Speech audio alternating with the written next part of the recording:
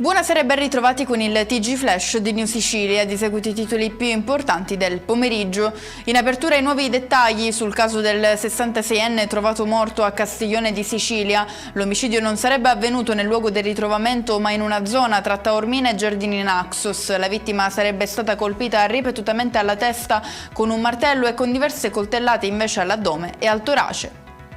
Prosegue il braccio di ferro tra la Regione e la società italo-belga per la gestione della spiaggia di Mondello. Sospese fino al 14 maggio le procedure per l'assegnazione dei 13 lotti dopo la decisione del Consiglio di Giustizia Amministrativa di accogliere il ricorso della italo-belga contro la sentenza del TAR di revoca della concessione.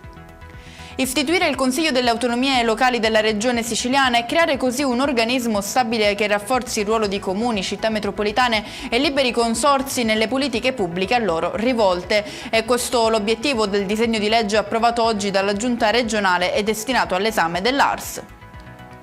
L'Assemblea dei soci di SAC, Società di Gestione degli Aeroporti di Catania e Comiso, ha approvato all'unanimità il progetto di bilancio relativo al 2025 che si è chiuso con un utile netto di esercizio di 8 milioni di euro in flessione rispetto ai 12,8 milioni del precedente.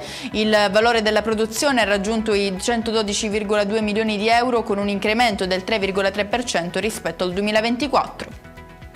Chiudiamo con le previsioni meteo. Anche domani l'anticiclone regnerà sovrano in Sicilia, regalando una boccata d'aria estiva su tutta l'isola. I valori termici sono in aumento con punte di 25 gradi e cieli prevalentemente sereni.